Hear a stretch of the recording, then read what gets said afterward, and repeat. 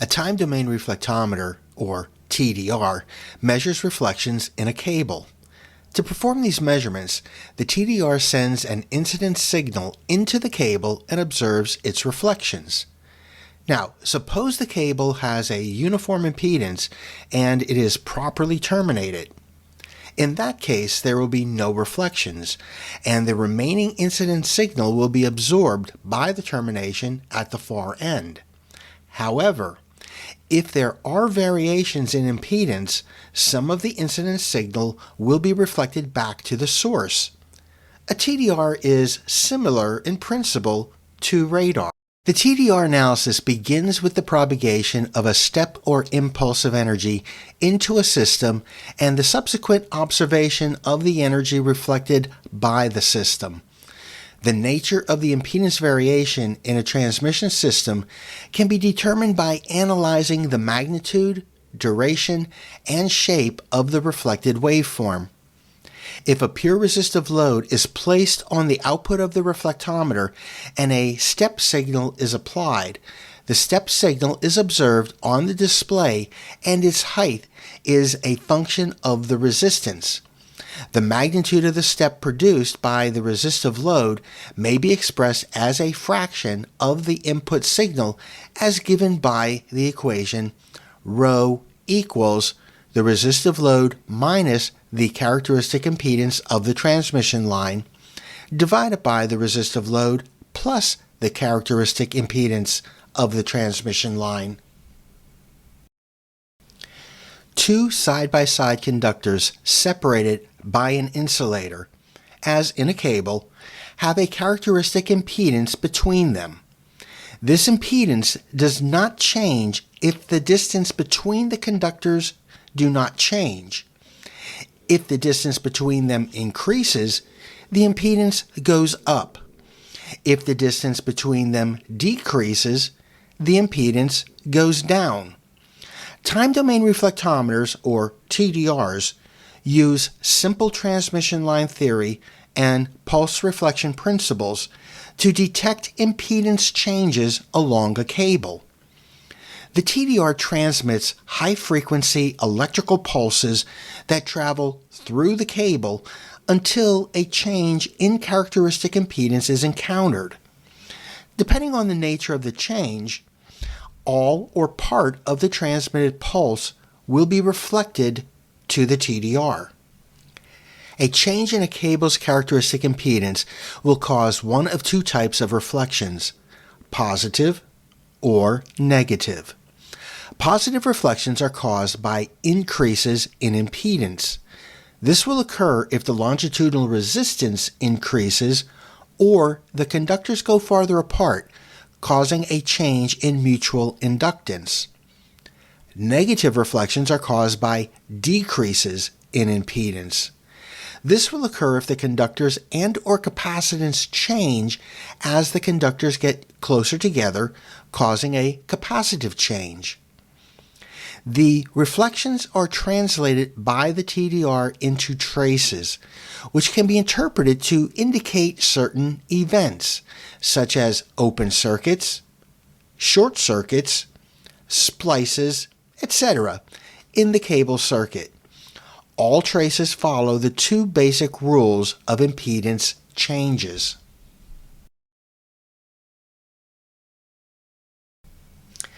Let's examine a common time domain reflectometer signature or trace for a cable splice. The signature is created by the impedance changes detected by the TDR as the incident pulse travels through the splice.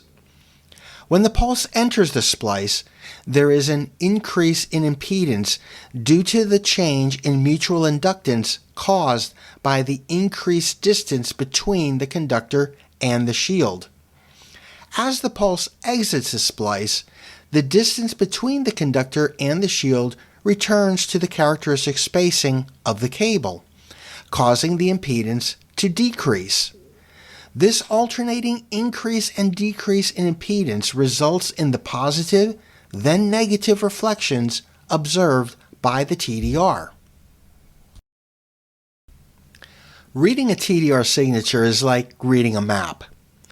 Before reading a map, however, you must learn what the symbols represent.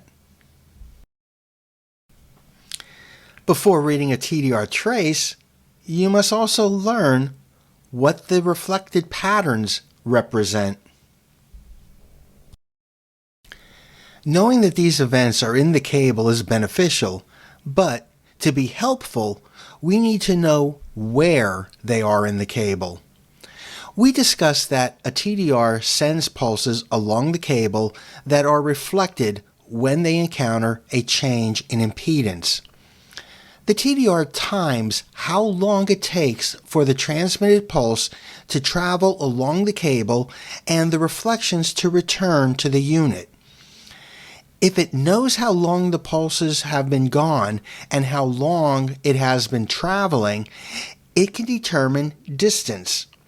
TDRs are like an arithmetic word problem that asks, if you leave Dallas and travel for 2.5 hours at 50 miles an hour, how far have you gone? Because the TDR knows how long the pulses have been gone, if we could tell it how fast these pulses and their reflections travel along the cable, it would be able to calculate the distance from the TDR to the impedance change. We can do this, but to complicate it, the TDR pulses travel at different speeds in different types of cable. The transmitted pulses travel at different velocities on different cables, much like a ball travels at different velocities through liquids with different viscosities. The velocity of propagation changes according to the following factors: the impedance, dielectric materials that are being used, such as cross-link polyethylene, PVC, paper-insulated lead-covered insulation, or ethylene propylene rubber, EPR. The age of the cable will also have an effect on the velocity of propagation, as will temperature, moisture content within the dielectric, wire positioning inside the cable. Now, this is common with communication-type cables. Also, the cable manufacturer and composition of insulation materials and additives that manufacturer may use. These will all have a bearing on the velocity of propagation.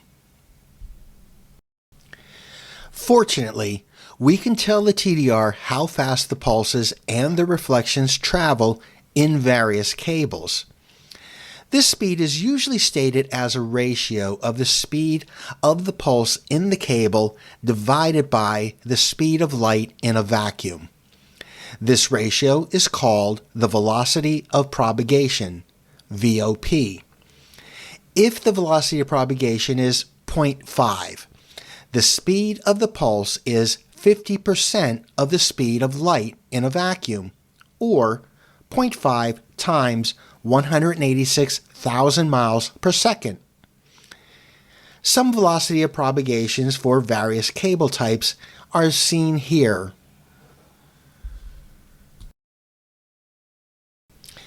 If velocity is not known, the velocity of a cable can easily be determined by connecting onto a sample cable of known length. If we can see the length markings or measure it to get the length of a section of cable, we can work backwards with a TDR and calculate the velocity of propagation. Simply, if we know the true length of a cable and the TDR knows the time the pulse and its reflection was gone, the speed or velocity of propagation can be calculated. The TDR now has enough information to calculate where the event is, like our trip from Dallas. It knows how long the pulse and its reflection traveled, and it knows how fast the pulse was going. The TDR must simply now do the arithmetic. If the velocity or length of the cable is unknown, An accurate fault location can be determined by measuring the distance to the fault from both ends of the cable. Set an arbitrary velocity of propagation when estimating the event location from each end. If there is an error in the velocity setting, the time domain reflectometer will either overestimate or underestimate the distance from both ends. The actual fault will lie between the two measurements. Now, it is important to remember that a time domain reflectometer does not pinpoint specific events. It only helps to localize them. In this example, the TDR measures the actual distance of the cable, while you would measure the distance along the surface. This situation presents a challenge when trying to identify an event or anomaly in a cable system using time domain reflectometer measurements. As shown here, once again, the TDR is used from both ends of the cable, and in each instance, the location of the event or anomaly is overestimated.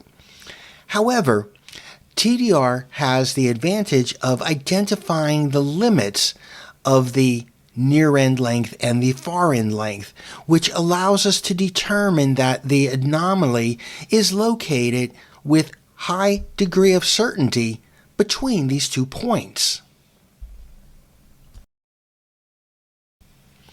Now, does it matter if the event that we're trying to find is very close to the TDR or far away? Well, it sure does. We can look along the entire distance of a very long cable by varying the power, the width, of the pulses that the TDR sends out. This is the amount of time that the transmitter is turned on. We set the pulse width.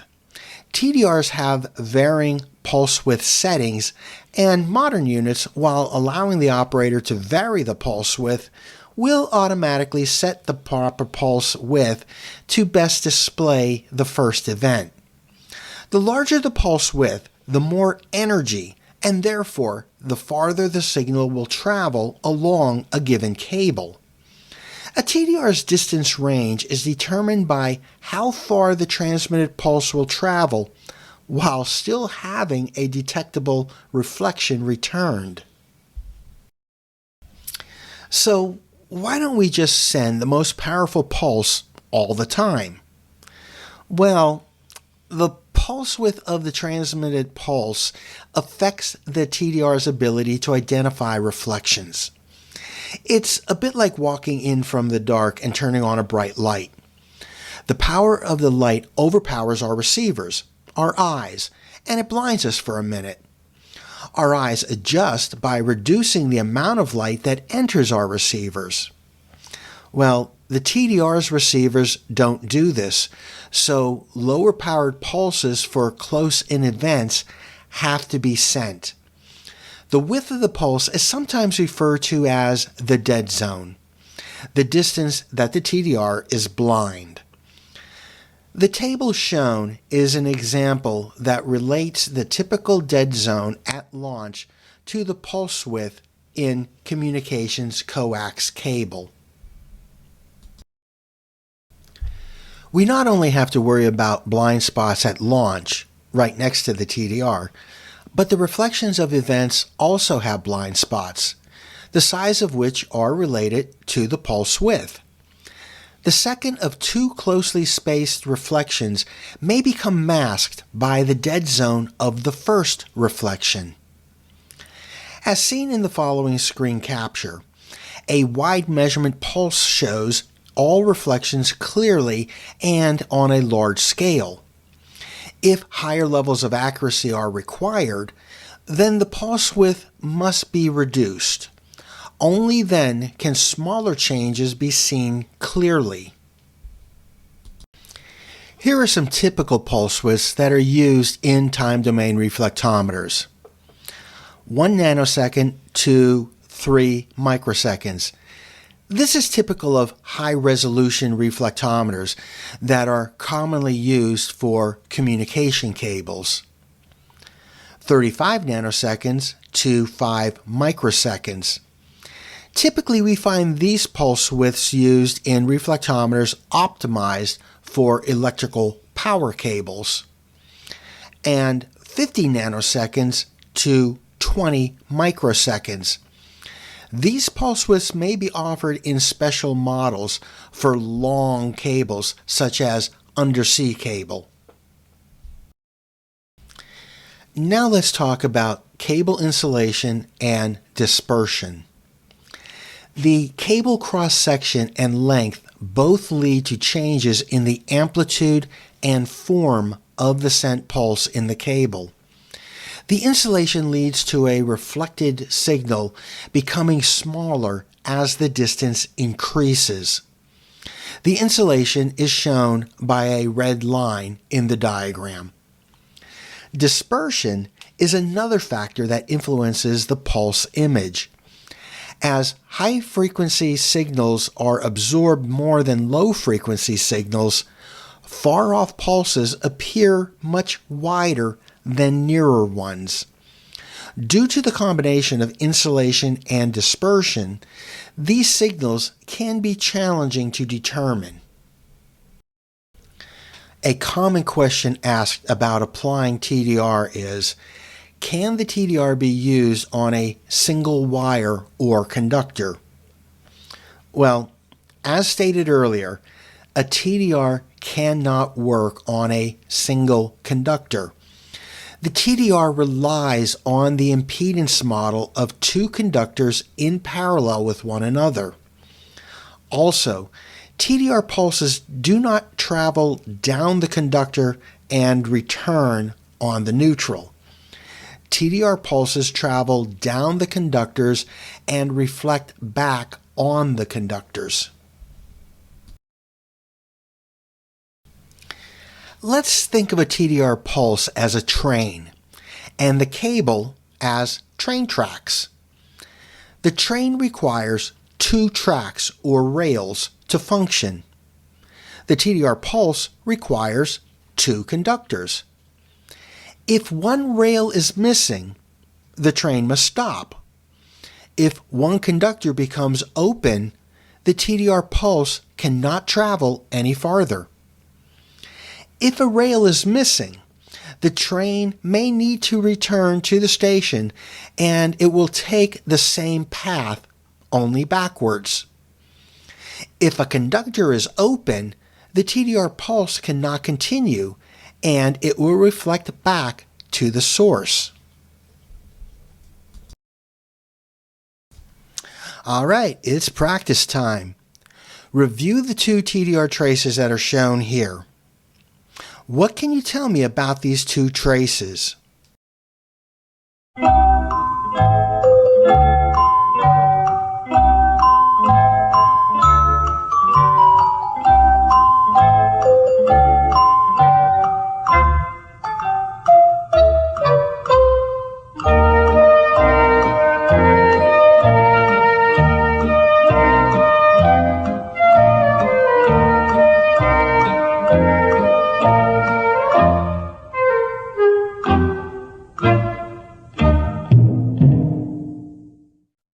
Phase A appears to have 3 cable splices.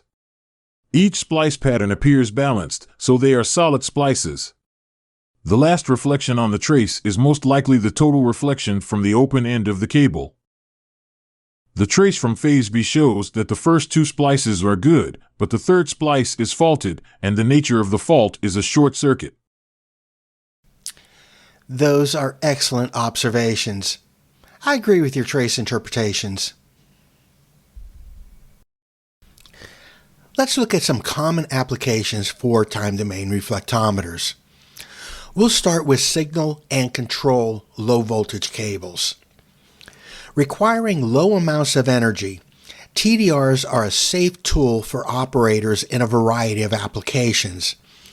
In difficult to reach locations, a TDR is a particularly valuable tool. After the Deepwater Horizon oil spill back in 2010, scientists enlisted the help of robots to aid the cleanup efforts. These engineered submarines were attached to lengthy cables off the oil platforms, sometimes extending a mile deep into the ocean. When cable troubles arose, technicians used TDRs to identify cable faults and shorts from water ingress, despite the cable extending thousands of feet into the ocean. For telephone and cable television applications, water can seep through the conductors of a twisted pair cable at multiple ingress points along the insulation.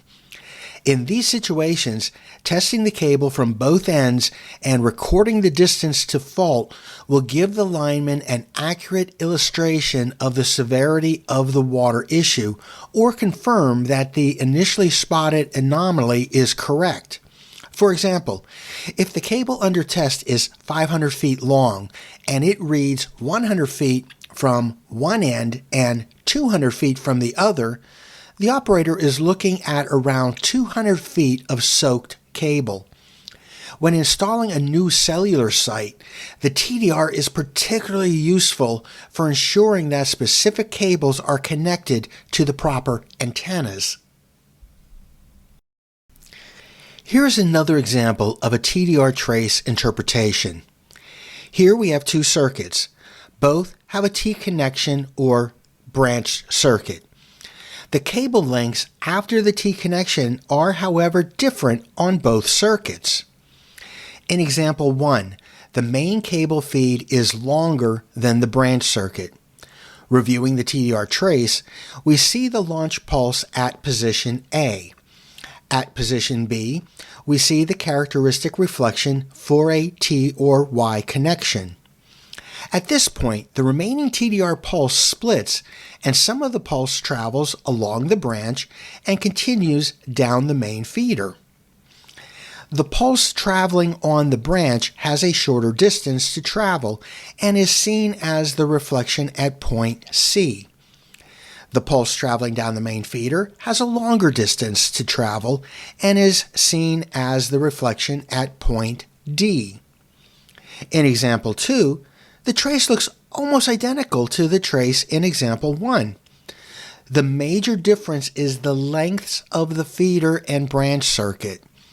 This is why using a TDR with circuit prints or single line diagrams are so very important. In this example, the green TDR trace represents the signature of the cable with no faults. The blue trace is the same cable, but it has developed a fault. If we overlay these traces and do a comparison, we can see that the signatures are nearly identical up to the point of position B, the T-tap location. Notice that just beyond the T-tap, we now see a positive reflection, and the positive reflection on the green trace at position C is no longer present. We can also see that the reflections at position D are unchanged. This tells us that the fault must be on the circuit branch going to the home, since it is a positive reflection and we are not getting a reflection from the home. We can conclude that it must be an open circuit.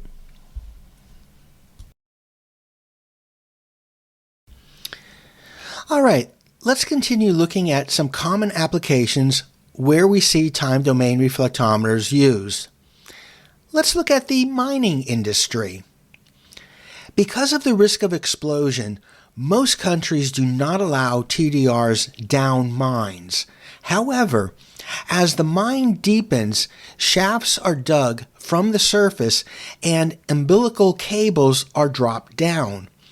These cables carry power for the tools and telecommunication needs.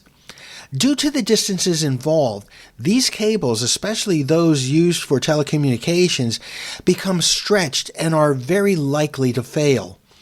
Simple numeric or graphical TDRs are used to test cable integrity and locate failures such as opens and shorts. Electric utility companies also use time domain reflectometers for various applications. One of these applications is for locating illegal taps on client service. Illegal taps are a huge problem for many electrical companies throughout the world because millions of dollars are lost due to theft of service.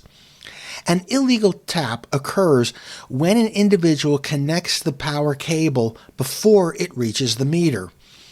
When a customer connects before the meter, they bypass the meter that measures power consumption. In the United States and other similar networks, power is distributed using high voltage lines to the neighborhood. The high voltage is reduced by a step-down transformer near the customer's home. The smaller low voltage is the 110 volts that runs most of our appliances. In most cases, homes receive 2 phases of 110 volts in order to power larger appliances that run on 220 volts. These 2 phases are run with a neutral. Normally, the drop line will run directly from the transformer to the house. However, the power company may run a feeder cable of 110 volts to connect a strip of houses or businesses. Either way, the cable runs to a meter box that registers power usage for the billing process. After the meter, the cable runs to a breaker box and then is distributed throughout the subscriber's home or office. Electric companies and industrial facilities also use time domain reflectometers for fault location on the low voltage electrical power cables. The best method for fault locating on a low voltage circuit involves a good versus bad comparison. A healthy TDR trace produced by the complex network shows many reflections caused by the service connection taps and the ends of these cables. Even a gross fault down the network will be masked by the other features of the network. In many cases, comparison and differential techniques are the only option for proper trace interpretation. Okay, it's practice time again. We're going to troubleshoot a low voltage circuit. We start with taking a TDR trace of conductors 1 and 2. The result is shown in the blue trace. Next, we capture a trace from conductors 2 and 3. The resulting trace is shown in yellow. And finally, we're going to capture a trace from conductors 1 and 3.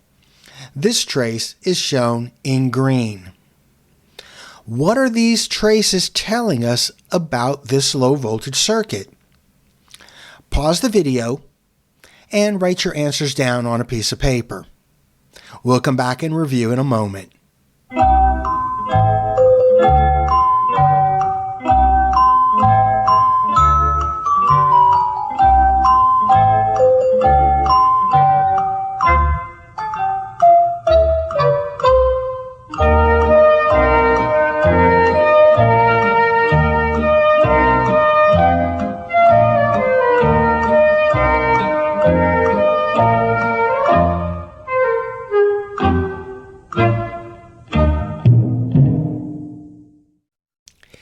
If you answered that conductor 3 has an open circuit, you are correct.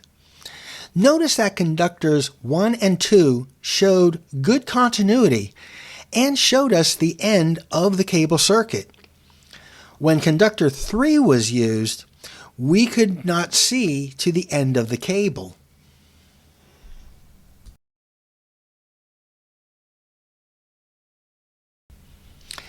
Let's work through another set of test results. Once again, we're troubleshooting a low voltage circuit that has faulted. We will once again begin by capturing a trace pattern for conductors 1 and 2. The resulting trace is shown in blue. Next, we connect the TDR to conductors 2 and 3. The resulting trace is shown in yellow. And finally, we connect to conductors 1 and 3. The resulting trace is now shown in green.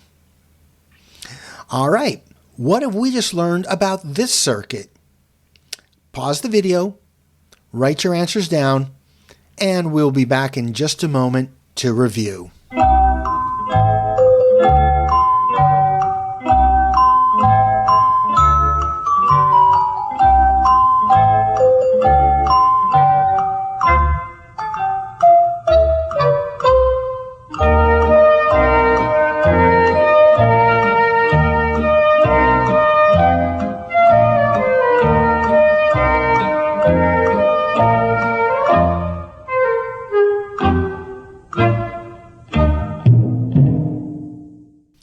If you answered that there is a short circuit between conductors 1 and 3, you are correct.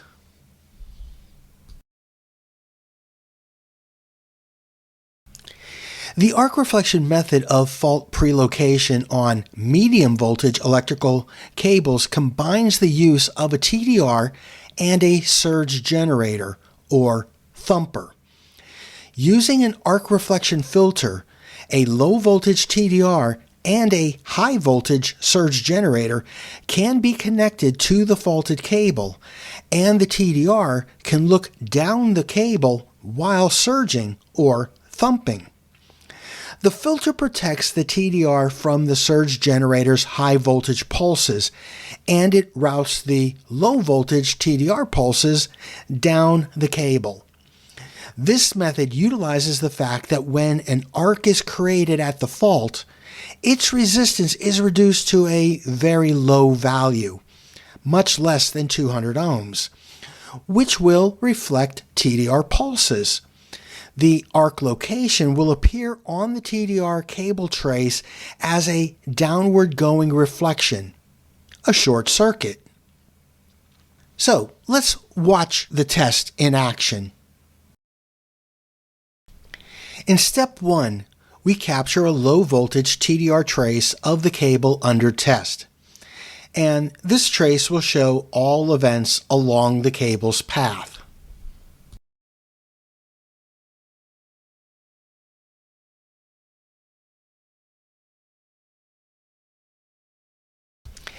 In step 2, we set the surge generator to the desired surge voltage in order to break down or arc the cable fault.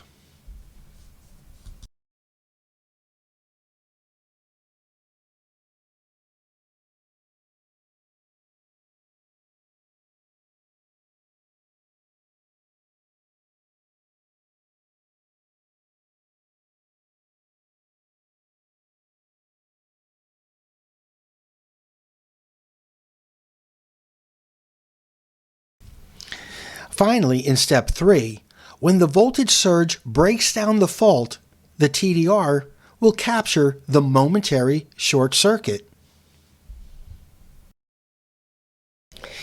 Next, we'll examine how a time domain reflectometer can be utilized for a diagnostic study. In this case study, the refinery client had a 6,000-foot 15 kV cable run. There were 15 splices spaced 400 feet apart along the cable run, which had been in service for 27 years at the time of our study. This cable run consisted of both ethylene propylene rubber, EPR, and cross-linked polyethylene, XLPE cables. Prior to our study, there had only been one splice failure.